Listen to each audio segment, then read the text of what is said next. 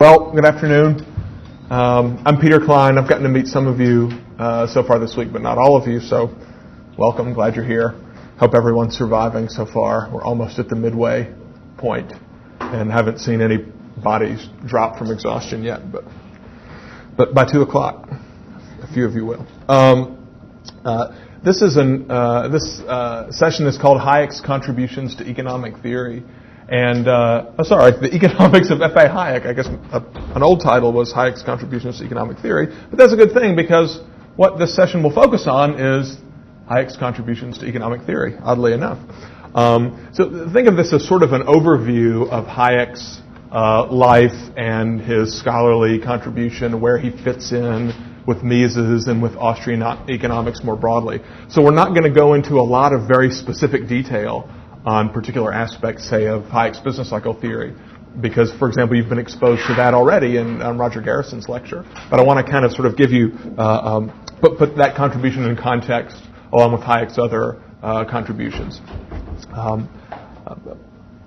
You all know who Hayek is. In fact, Hayek's almost certainly the most famous and best known of all the modern 20th century Austrian economists, better known even than Mises, Rothbard, and so on, not only among economists, but among historians, political scientists, psychologists, social theorists. Hayek's name is very widely known. Of course, Hayek, as Hans Hoppe mentioned in his opening lecture, Hayek is the only Austrian economist to win a Nobel Prize and gain worldwide fame and recognition for that, but was very well known even much earlier in his career.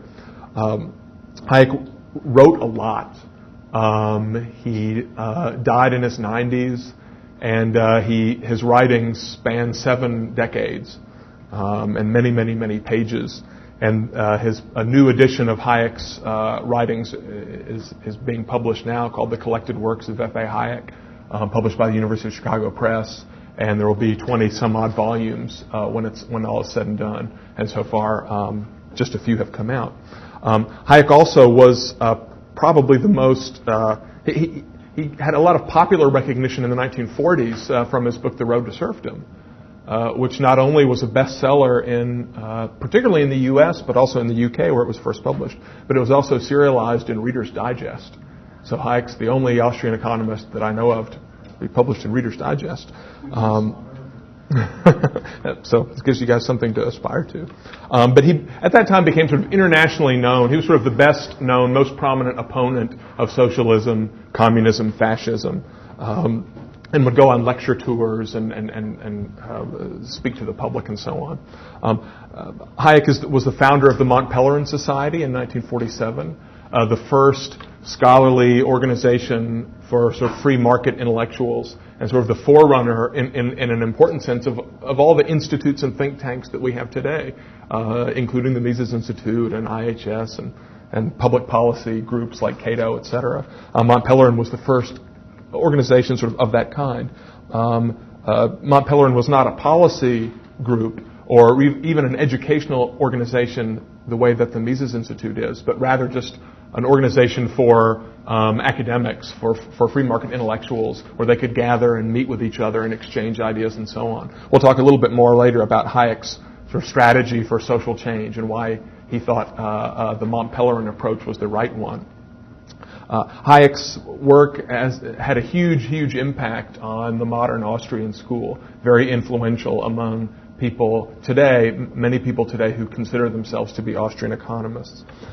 Now, in the talk today, because we don't have much time, we're just going to focus on economics. And I'm not going to talk very much about Hayek's writings on political theory, on social theory, the law, cognitive psychology, etc., but really just try to focus on economics. And of course, as usual, I'll try to leave some time at the end for questions. If you have just sort of a clarifying question, please feel free to raise your hand anytime. But if you want to sort of ask a more deep thinking kind of a question, why don't you save it till the end and we'll have some time for that stuff. Okay.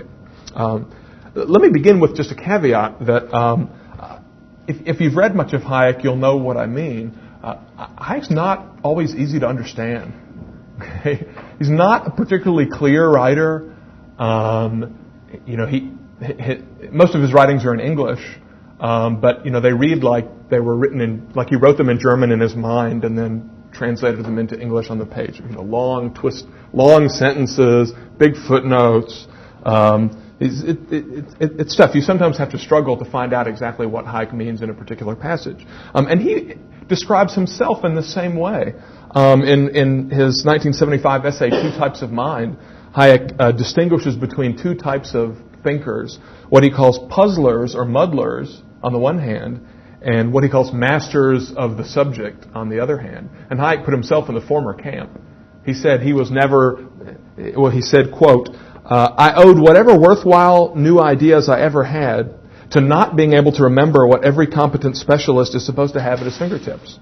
Whenever I saw new light on something, it was as a result of a painful effort to reconstruct an argument, which most competent economists would effortlessly and instantly reproduce.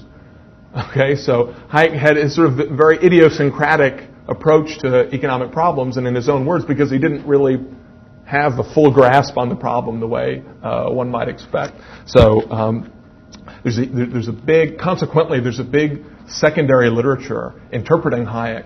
What did Hayek really mean on this subject or on this subject? And by way of contrast, there's a much smaller literature interpreting Mises. What did Mises really mean? It's easier to know what Mises really meant just by reading him, and that applies even more so to Rothbard.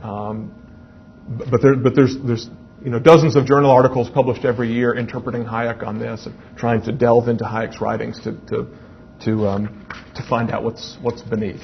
So that's a little bit of a warning, and something that's useful to keep in mind. Let me start with just a very brief overview of sort of where Hayek was and his life and work and where he spent his career. He was born in Vienna at the end of the 19th century, born into a distinguished family of Viennese intellectuals. His father was a physician and an amateur botanist. One of his grandfathers, statistician, was a close friend of von Bawerk. And the philosopher Ludwig Wittgenstein was Hayek's second cousin. So he was in a sort of very elite intellectual milieu in Vienna at that time. Hayek studied law and economics at the University of Vienna in the 1920s and late 19 teens, early 1920s. And University of Vienna at that time was one of the top economics departments or centers in the world. Maybe Cambridge and Stockholm being the other two. Vienna was certainly among the top three. As somebody mentioned before, but I forget who, earlier this week, Hayek started out sort of as a mild socialist, kind of a Fabian school socialist. But that all changed when he read Mises' book, Socialism. He said, quote, "To none of us young men who read that book when it appeared, the world was ever the same again." Okay, so Hayek, along with contemporaries like Lionel Robbins, were sort of immediately converted to Mises' point of view from reading that book. And Hayek began to associate closely with Mises. He attended Mises' private seminar in Vienna at the Chamber of Commerce. Keep in mind that this was, the attendees at this seminar were people who had already gotten their PhDs in economics. So it was a seminar for young professional economists, not really for students. So Hayek was never Mises' student in a formal sense, like Mises wasn't his thesis advisor or something. Mises was an older colleague. So there was much of a master-student kind of relationship there, but not a formal one. As Hans Hoppe already mentioned, the seminar, was an incredible place. The other attendees of Hayek's generation, the other young economists, were lots of people who have since become very famous, Haberler and Morgenstern and Machlup and so on. And Hayek was sort of the leader of that group. And that group is often referred to as the fourth generation of the Austrian school. Menger being the first, von Bawerk and Wieser being the second, Mises, and if you include Schumpeter, being in the third, and then Hayek and this group in the fourth. So Hayek was the leader of that group. He began doing some research on business cycles, and this is elaborating the theory first sketched out in Mises' theory of money and credit. He took a trip to the U.S. in the mid-1920s, the 1924-25 school year, and was very influenced by the empirical business cycle research that was being conducted at that time by people like Wesley Clair Mitchell at Columbia. And Hayek came back to Vienna and wanted to do some of the same kind of empirical research for Europe.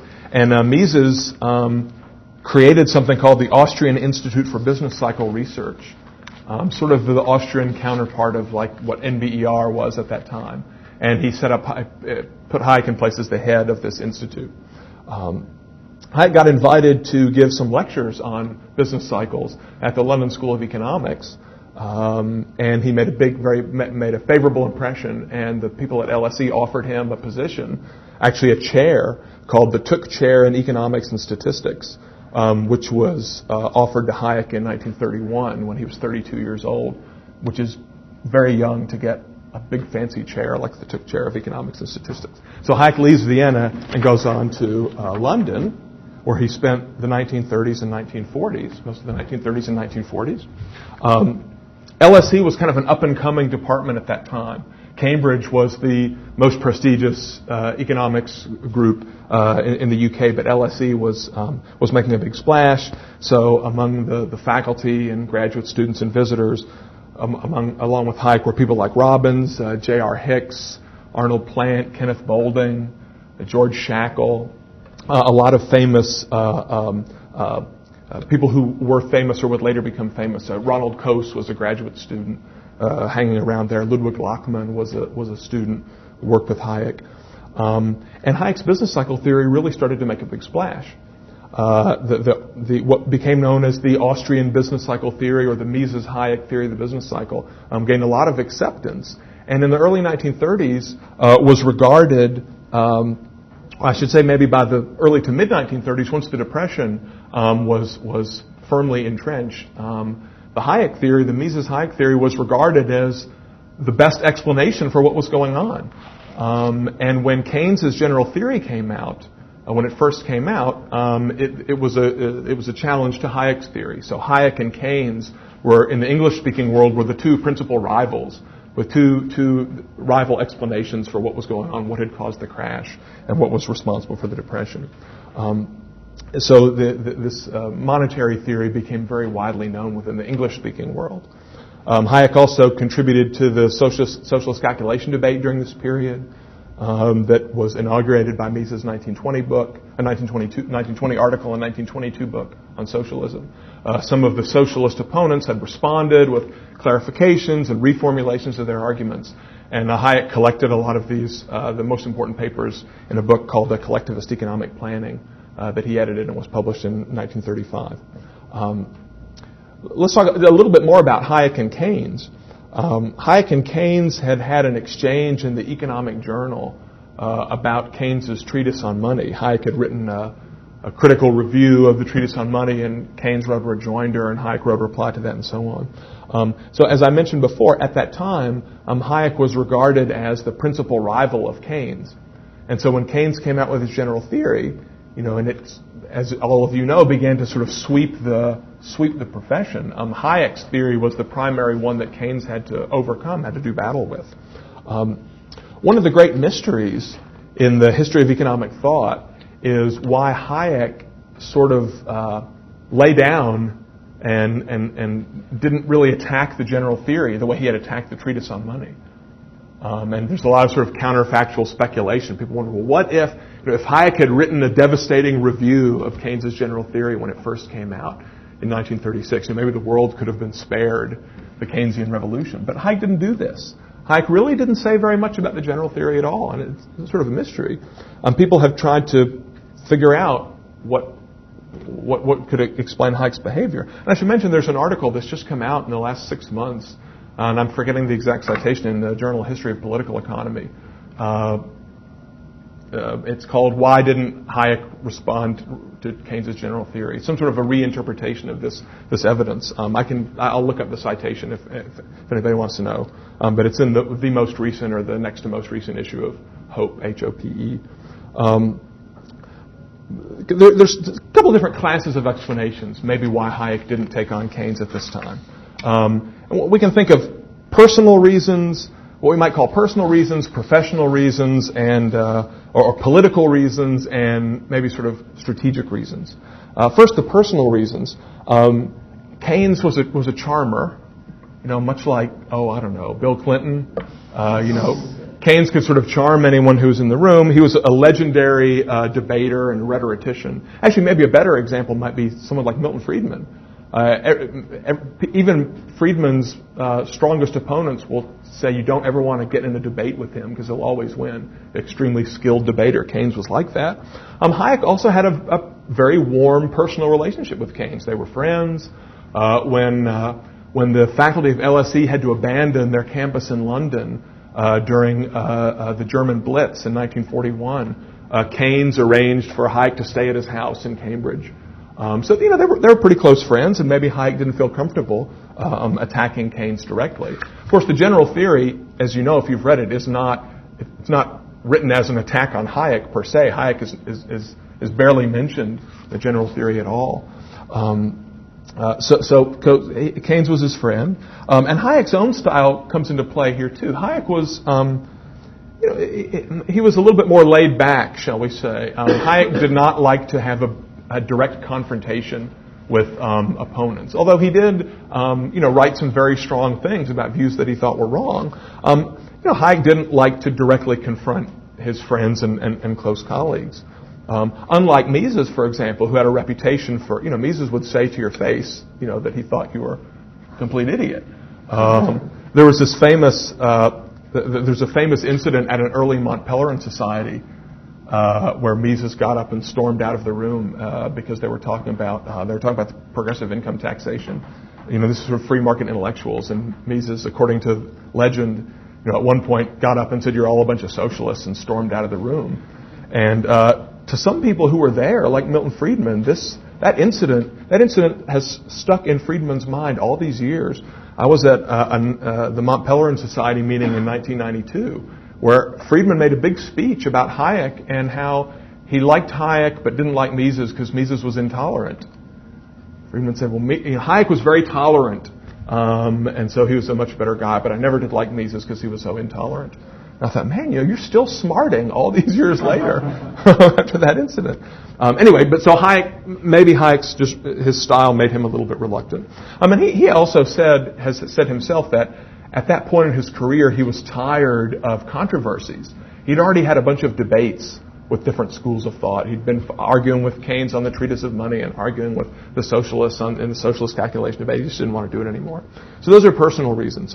There's a possible political reason too, is that you have to realize that Keynes at the time was considered by many to be a classical liberal. Keynes was not considered to be a socialist or a fascist, even though he had written some things that could be described as fascist, I think. But Hayek considered Keynes an ally against some more radical extremists that they were up against. In particular, on the question of inflation, Keynes was opposed to large increases in the money supply during the war, and Hayek considered Keynes an ally in the fight against wartime inflation. Didn't want to alienate Keynes, didn't want to make Keynes lose some of his public authority because he thought Keynes could help speak out against monetary expansion.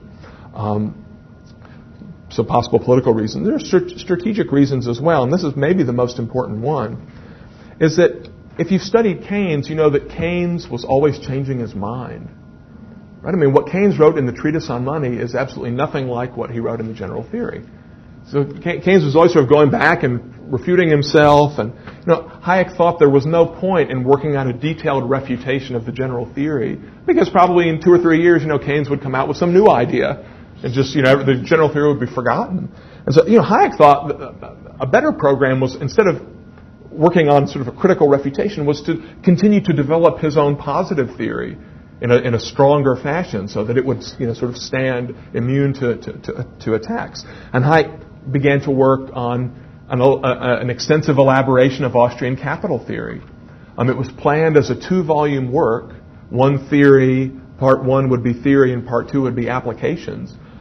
He finally published part 1 in 1941 as the book Pure Theory of Capital, which is almost universally regarded as Hayek's most difficult book and one of the most difficult books in economics. He never got around to volume 2. And by the time Pure Theory of Capital came out in 1941, it was too late. The Keynesian revolution was over. Keynes had already won. in the English-speaking world, Keynes's macro framework was already pretty thoroughly entrenched. And so pure theory of capital was just pretty much ignored when it came out. Okay. Now, about this same time, the 1930s and 1940s, sort of publicly, at least as a school of thought, the Austrian school was rapidly losing momentum and was going into sort of a crisis phase. What happened? Well, the Austrian theory of capital, which was an integral part of Austrian business cycle theory, as you know from Garrison's lecture, was coming under attack from Piero Sraffa, Italian-born economist at Cambridge University, and Frank Knight at the University of Chicago was also attacking the Austrian capital theory. And the business cycle itself was business cycle theory itself was sort of forgotten, amongst all the enthusiasm for the general theory. So the Austrian business cycle theory sort of fell away. And then beginning with Hayek's move to London in 1931, and continuing until the early 1940s, and Mises left in 34. And by the early 1940s, all of the fourth generation were gone. The Austrian economists had all left Vienna and were sort of scattered all over the world. And so the Austrian school ceased to exist as a tangible thing where people were all in one place and met together in seminars and all that. And you got to realize, especially for those of you who are a little bit younger than me, which would be basically all of you, there was no internet back then, okay? So there were no chat rooms and no websites. And back then, to be intellectually isolated was a big deal. And in fact, prior to the 1970s, which we'll talk about in a minute, when there was a so-called Austrian revival, sort of as an institutional phenomenon where there would be conferences, Austrians would get together and meet. Someone who was an Austrian economist in the 1950s was basically completely alone, had no one to talk to, no one to share ideas with, maybe had correspondences by mail, and tried to keep up with articles and so on. But it wasn't fun. So the loss of this community in Vienna was really a big deal for the Austrian movement. Mises, of course, left Vienna in 34 and went to Geneva and then New York. Hayek stayed in London at the LSE until 1950 when he left to go to the University of Chicago, where he joined a group called the Committee on Social Thought. It was not the economics department proper because they didn't want him, but it was sort of a kind of a weird, like an interdisciplinary study group. And as has been mentioned before, other Austrians from that fourth generation also came to the U.S. and became famous. Habler took a job at Harvard, Machlup and Morgenstern at Princeton, Rosenstein Rodan at MIT, but their work no longer showed much traces of the Austrian tradition.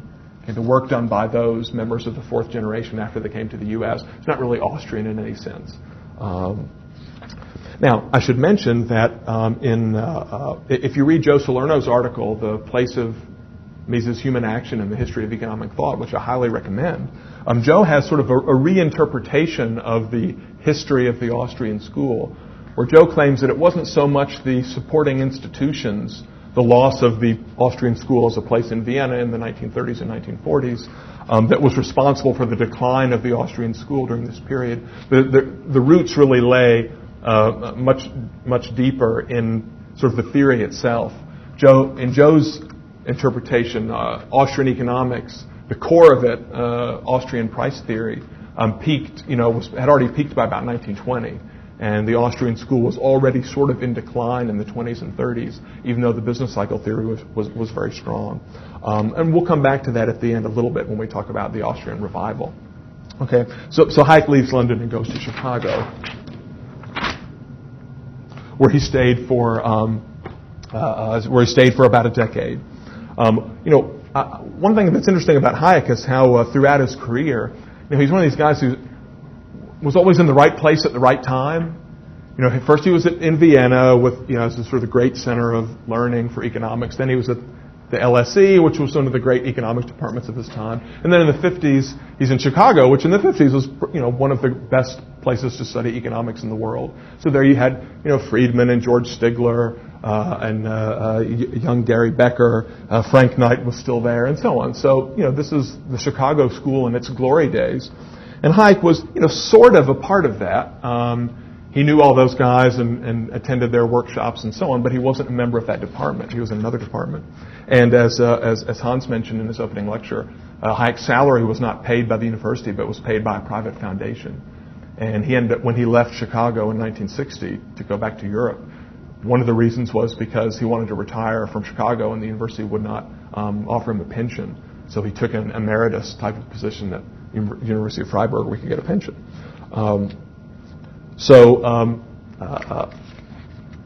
Hayek spent this time in the 1950s a little bit in isolation from the members of the Chicago School. And it wasn't just the department, it was also really what Hayek was doing. At this point in his career, Hayek found himself sort of drifting farther and farther outside the mainstream of economic thought. As you know, economic theory was rapidly changing during this period, particularly in its style of reasoning and approach. So theory was becoming much more mathematical. Paul Samuelson's Foundations of Economic Analysis came out in 1947. It's probably the most influential book in pushing the profession in that direction, establishing physics as the science for economics to imitate. Friedman wrote this essay in 1953 on positive economics, sort of establishing positivism as the appropriate method for economic science. So Austrians, were really out of it at this time. And Hayek was not really doing economics anyway by this period. He was sort of working on psychology and philosophy and politics and legal theory. And so this was a period when the Austrian school was really at one of its darkest moments, maybe in the 1950s.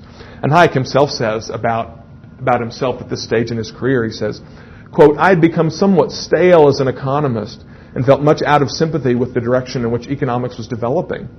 Though I still regarded the work I'd done in the 1940s on non-economic topics, scientific method, the history of ideas, and political theory, as temporary excursions into another field, by the 1950s, I found it difficult to return to systematic teaching of economic theory and felt it rather as a release that I was not forced to do so by my teaching duties."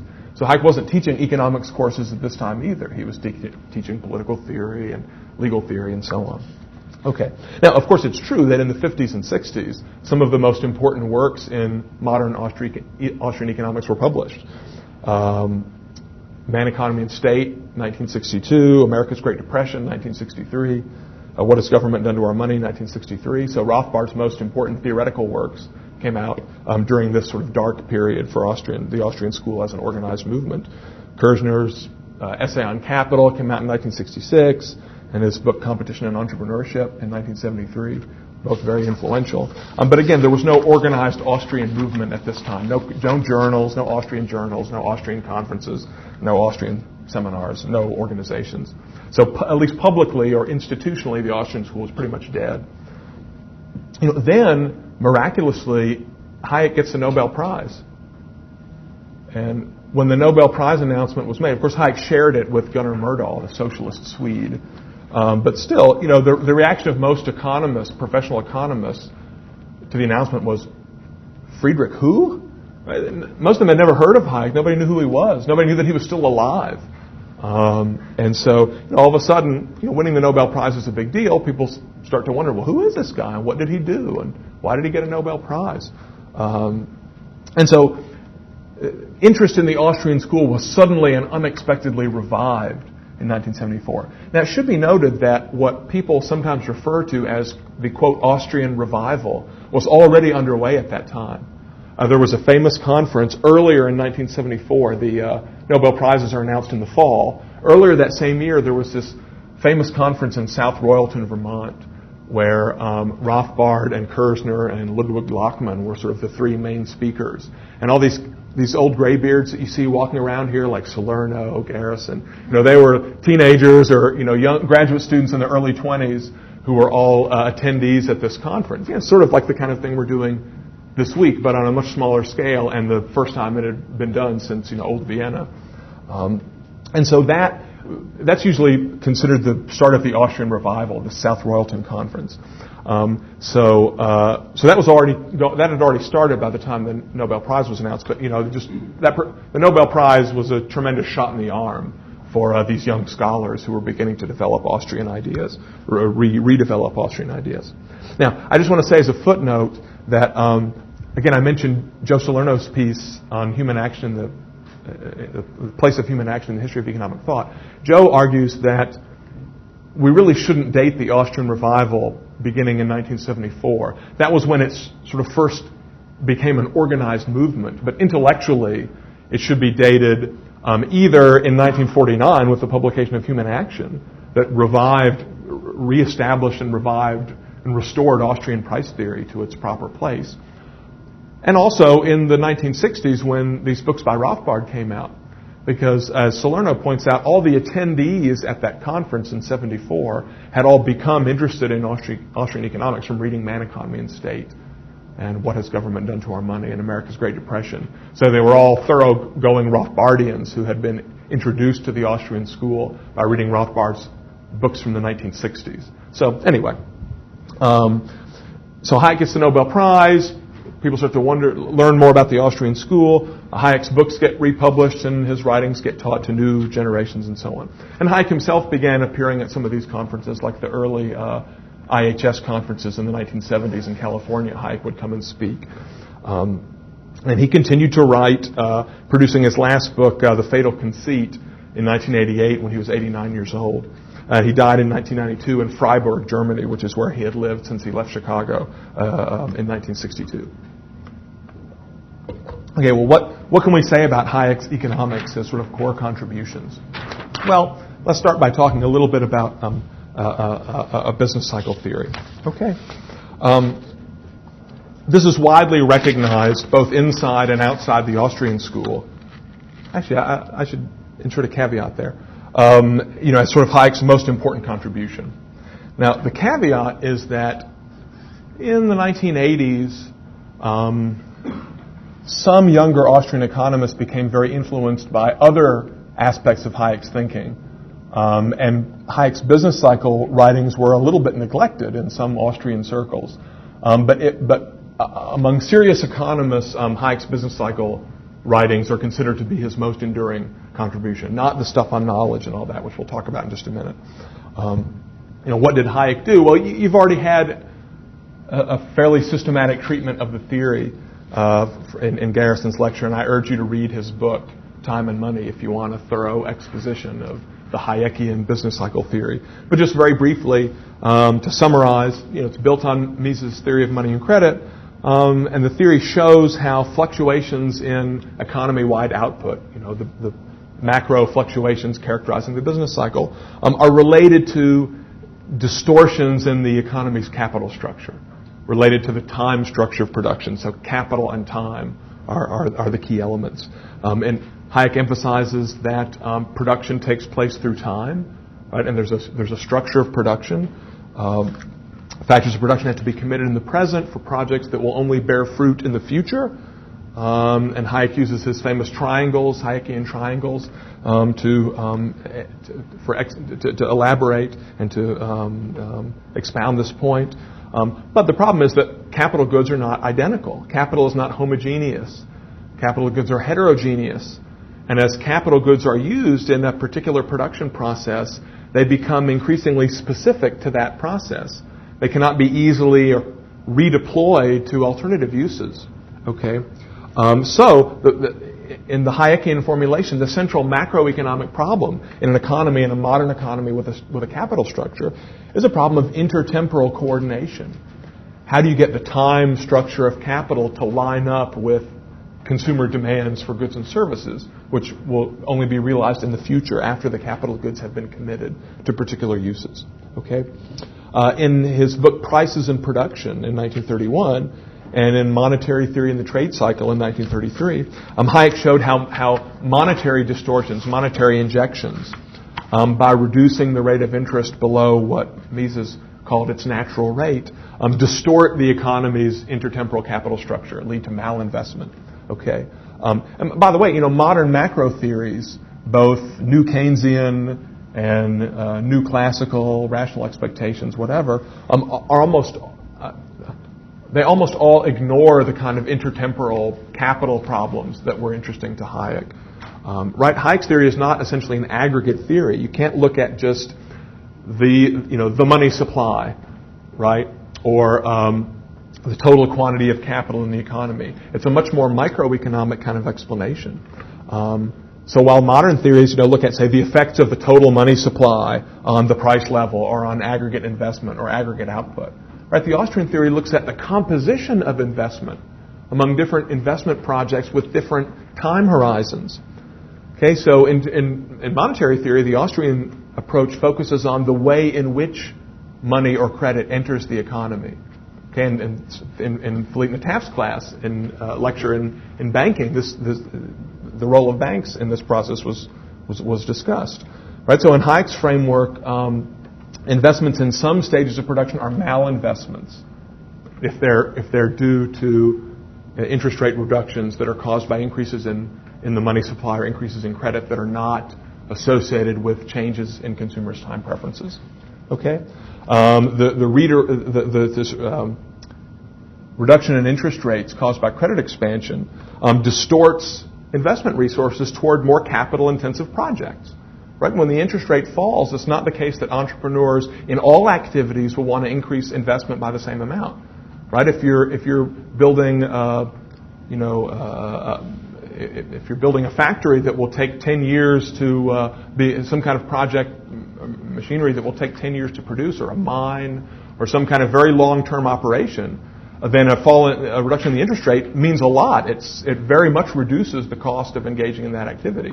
Whereas if you're in some kind of productive activity with a very short time horizon, the project will be completed in a month or 6 months, then a reduction in the interest rate isn't as big a deal, right? Because your project is completed much sooner. So changes in the interest rate affect the allocation of capital within among different stages of production, not just the level of capital. Okay, and I think that's why modern theories have had a hard time incorporating these ideas, because to use modern jargon, Hayek's theory is not as tractable. It's not as mathematically tractable. It's harder to write down equations to describe a complex intertemporal structure of capital than it is just to write down, K equals X squared. Okay, if you just, that's the way Garrison puts it, In modern theory, capital is just K, capital letter K. That's pretty much the extent of modern capital theory, mainstream capital theory. Okay, so this misallocation of capital towards long-term projects ignites an investment boom. That's the boom phase of the business cycle. But these investments inevitably will not pan out because there's simply not enough savings to bring these projects to completion, because consumers have not actually reduced their demand for present consumption and increased their savings. Okay, so every artificial boom induced by credit expansion is ultimately self-reversing. The boom contains the seeds of its own destruction, if you want to put it that way. Okay, so the recovery phase of the business cycle consists of liquidating these bad investments, liquidating these malinvestments, and redeploying capital to other more productive uses. But that takes time. It doesn't happen instantly. Okay. Of course, in the Austrian theory, the worst thing that you can do during following the crash is to make it more difficult for resources to be reallocated, to hinder the liquidation by imposing wage and price controls, sort of the whole New Deal kind of apparatus. Something that we were talking about in our seminar last night. Some of you were there. Someone had asked about the Great Depression. Remember, the Mises-Hayek theory of the business cycle is not ultimately a theory of depressions. It's a theory of booms. It's a theory of unsustainable booms and their consequences. Right? But people say, well, the Austrian theory of the business cycle, it can't explain why the Great Depression was so long. And that's exactly right. It doesn't explain the length of the Great Depression. The Austrians would explain the length of the Great Depression the same way that most economists would. It was basically because of the New Deal, because of the Smoot-Hawley tariff, the NIRA, and so on. Right? So there are all kinds of things that the government can do to hinder the recovery. But what the Austrian theory contributes is really an understanding of how we got there in the first place. Right? And that's one of the reasons why the Austrian theory lost favor in the 1930s, because politicians, of course, in the midst of a depression, politicians don't want to be told, well, let me explain to you how we got here. They just want to say, no, fix it now so I can get reelected or whatever. Okay, so here comes Keynes, here comes the general theory with the quick and dirty remedies for getting us out of this problem. We just need to increase government spending, et cetera, et cetera. That's much more palatable. And then a theory that says, well, we shouldn't have had credit expansion in the 1920s in the first place. Okay.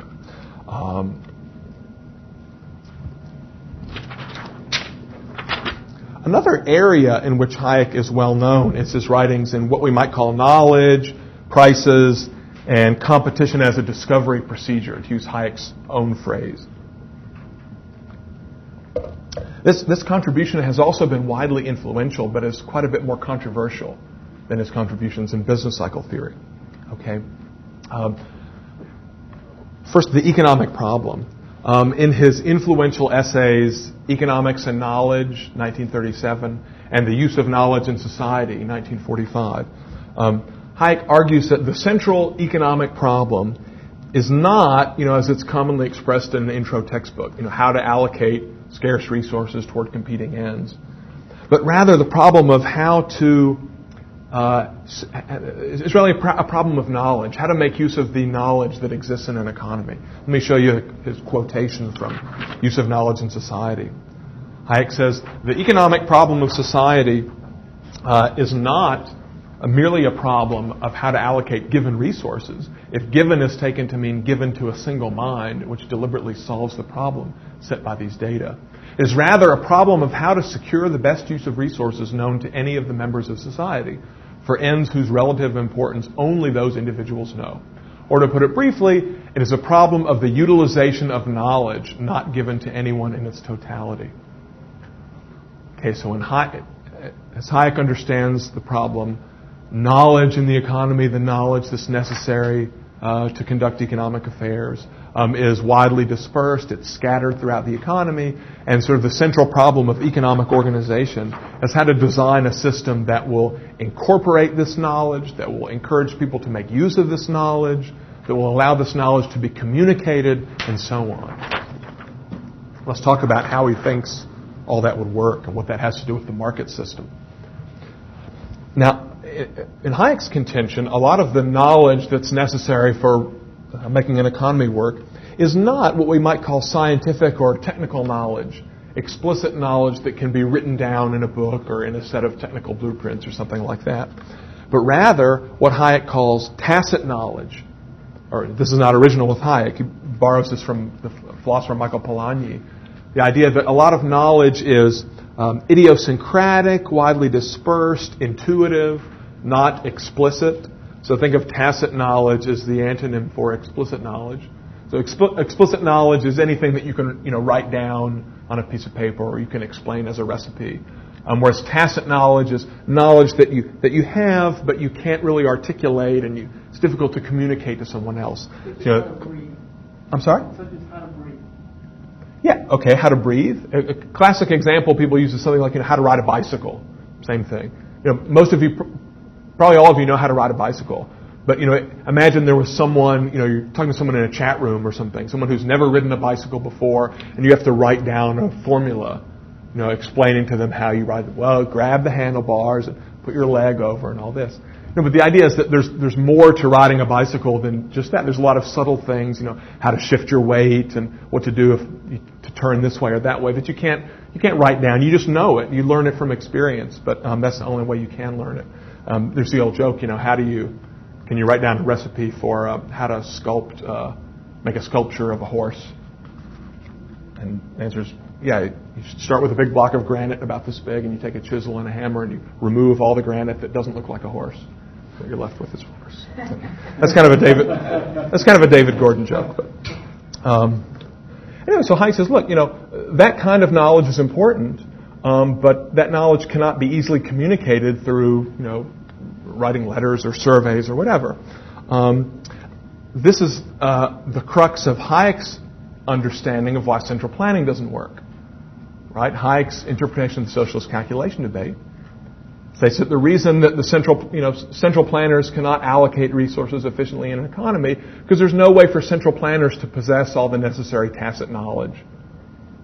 Okay, how is the dictator going to know what consumer demands are, and he's going to know about resource availabilities and so on? I mean, surely there are some things Hayek would contend that the central planner can know, stuff that can be summarized in data, in quantitative data, population and demographic information, geologic surveys, information about natural resource availabilities, technical engineering blueprints, the technical specifications for how to make a nuclear reactor or something like that. But that's not enough, according to Hayek. It's the tacit knowledge, the knowledge that people embody in their minds but can't articulate, that could never be communicated to a central planner. So the central planner cannot possibly possess all the knowledge that's relevant to be able to do what a decentralized kind of economy can do. Okay? The market, according to Hayek, tends to utilize tacit knowledge as people go about their daily business in a decentralized setting. Hayek referred to competition as a discovery procedure. He says that as entrepreneurs compete with each other, they tend to discover new knowledge, and they put this new knowledge, this tacit knowledge, to work as part of their plans. As Hayek emphasized, in some cases, knowledge can be communicated indirectly, right, through the price mechanism. Hayek described the price mechanism as a communications device. And so he uses these, what are now almost sort of standard kind of textbook examples that, let's say that there's an example I use in my undergraduate classes. If there's some kind of weather catastrophe in the coffee growing regions of the world, say Colombia or something, all the coffee plants are destroyed, that sets into motion a kind of process, right, where the supply of coffee beans is reduced, and so the market price of raw, unprocessed coffee beans rises, right, and that leads to, so there's a reduction of the supply of an input into finished processed coffee, so the price of processed coffee will rise, and the price of coffee that you get at the espresso bar down the street, even in Auburn, Alabama, will rise. So espressos are more expensive than they used to be. The response is that consumers of coffee will reduce their consumption, right? So Hayek would say, well, look, a central planner who was omniscient would say, well, gosh, if there's been if the coffee crop has been destroyed, we need to get people to conserve coffee. We need people to reduce their consumption of coffee. So, I'll send out a dictate, an order that all espresso drinkers in Auburn, Alabama, have to cut back to 5 cups a day instead of 20. Okay?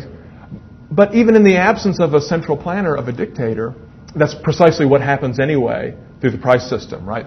Through the increase in the price of coffee. So Hayek would say that the price mechanism has communicated the information or the knowledge about the weather catastrophe to people in Auburn, Alabama. They don't have to actually read about it in the New York Times. They don't have to know what's going on in Colombia to reduce their consumption. All they have to do is follow price signals, and they'll end up doing the same thing they would have done if they had explicitly known about this weather event. Okay, so the price system has communicated this knowledge implicitly through price changes. That's the kind of thing that Hayek has in mind. Hayek also emphasizes what he calls spontaneous order, which is very much the same kind of thing that we're talking about in our coffee example. For Hayek, market competition generates a particular kind of order in society. And Hayek uses the phrase that he borrows from the Scottish philosopher Adam Ferguson, social structures that are, quote, the result of human action but not human design. You've heard that phrase before, some of you have. Hayek and students of Hayek make a big deal about this.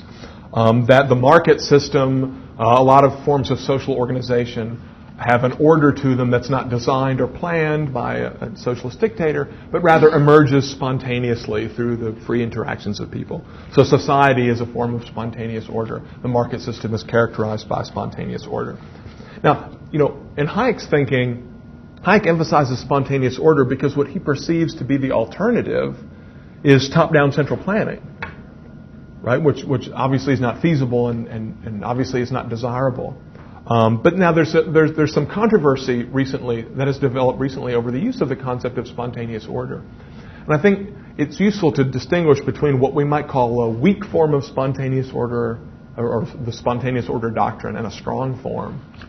And the weak form would say, well, for a social institution to be desirable, beneficial, it is not necessary that it be consciously designed.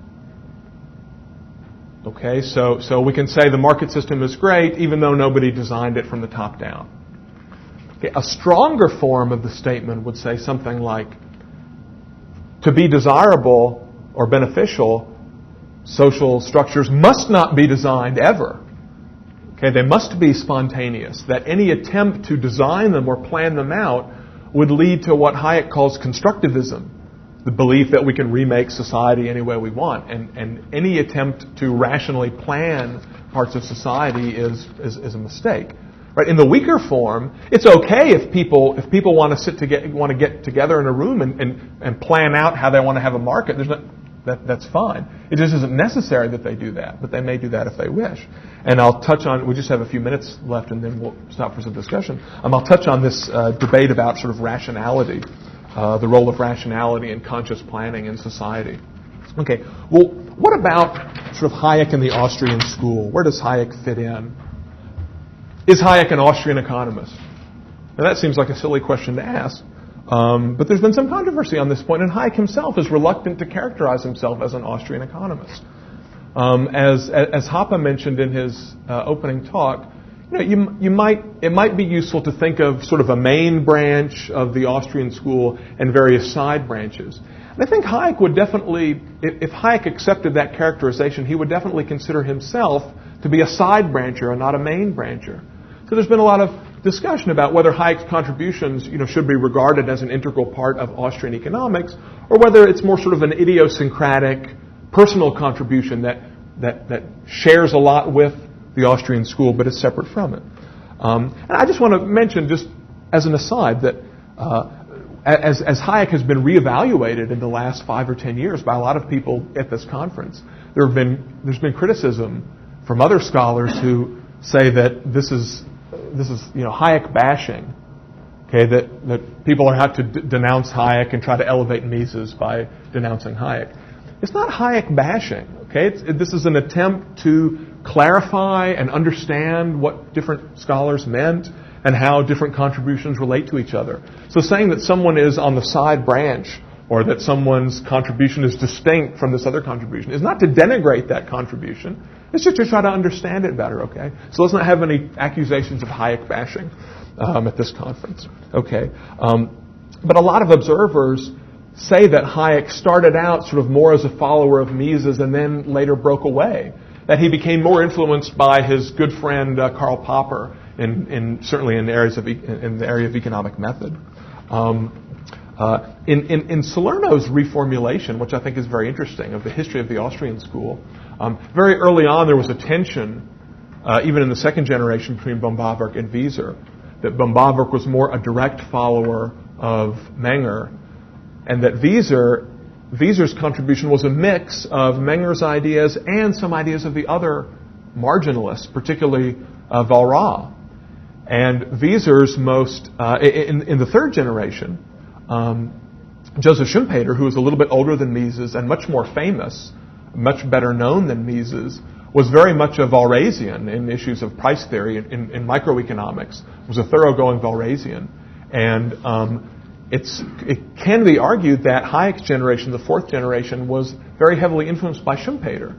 And that basically at the micro level, Hayek and Haberler and Machlup and so on were Walrasians, not Mengerians. And that for this reason, this is another reason to sort of set their contributions a little bit on the side, on a side branch. A couple of issues in particular, and then I'll stop for some discussion. One is the calculation debate.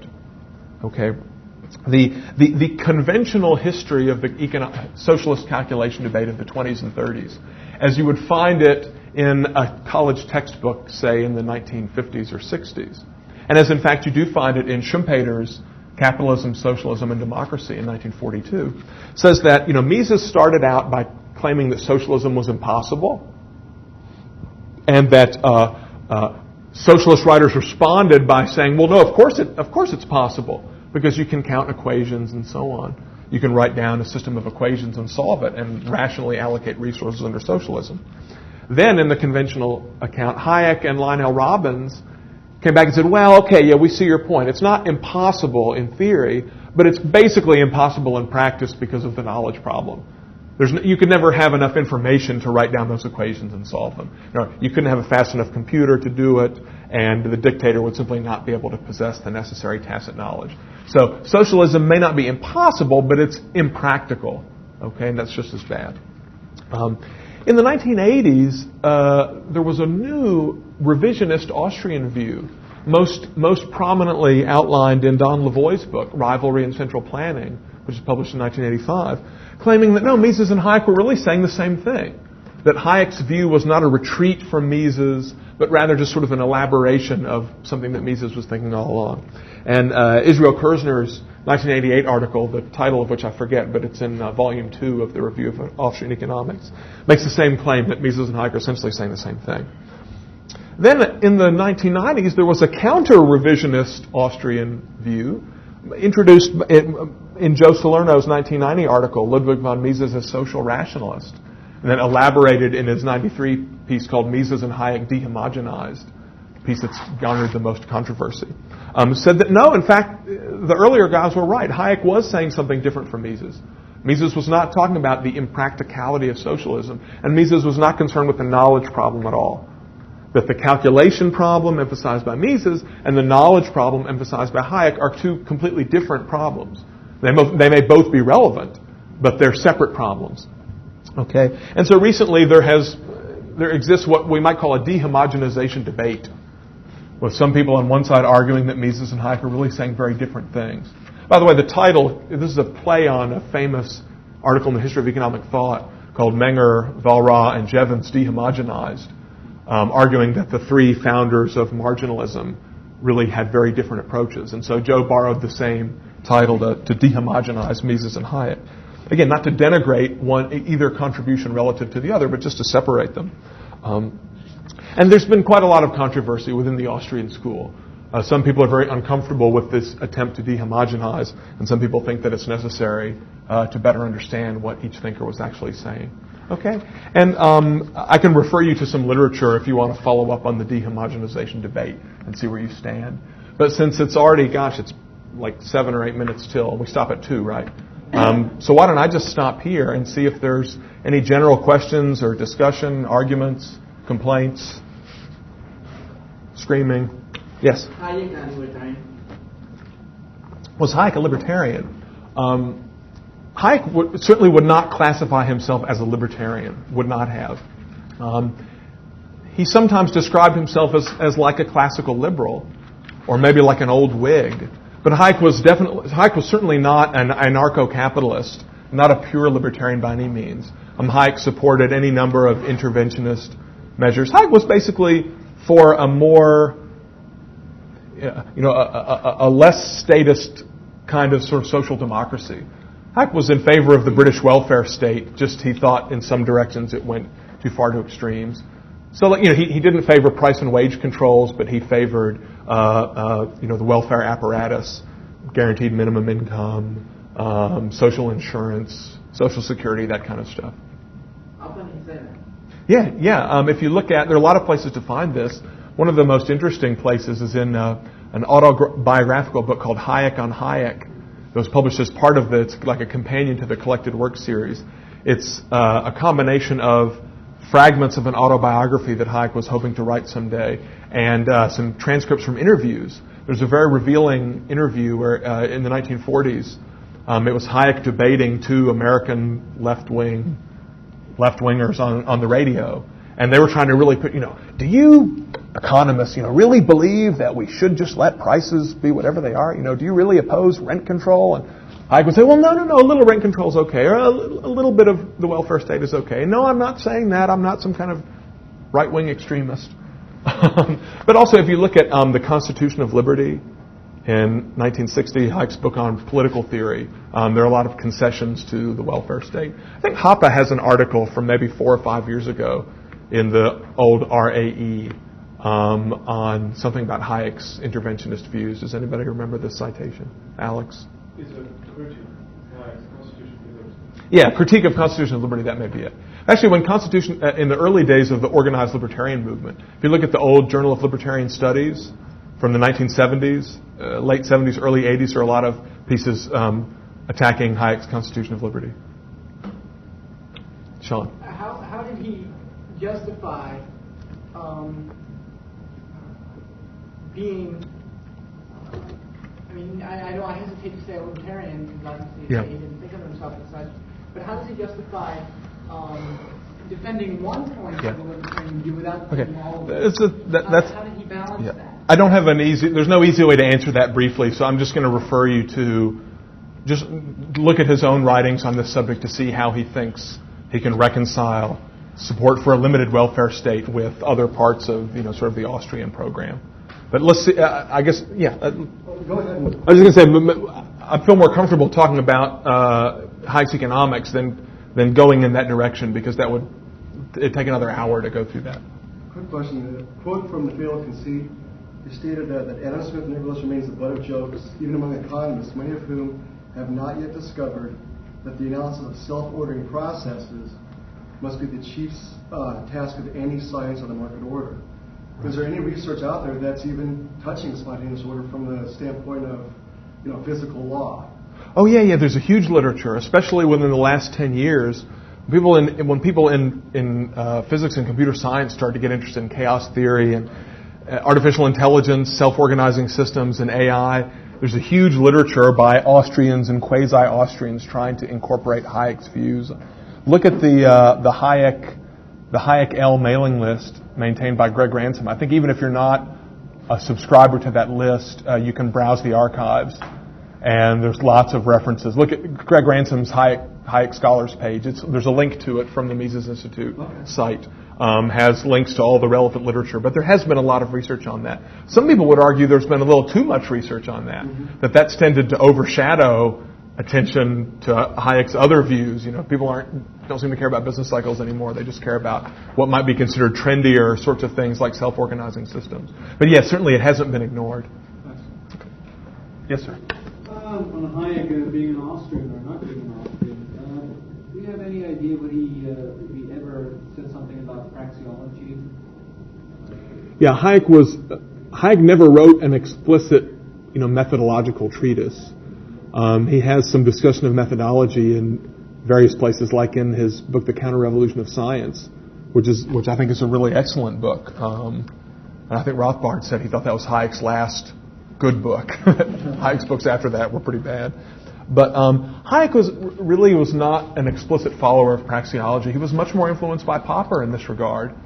And while Hayek he never wrote anything saying I'm explicit, I'm a falsificationist or a Popperian kind of positivist. But I think that's basically what he was.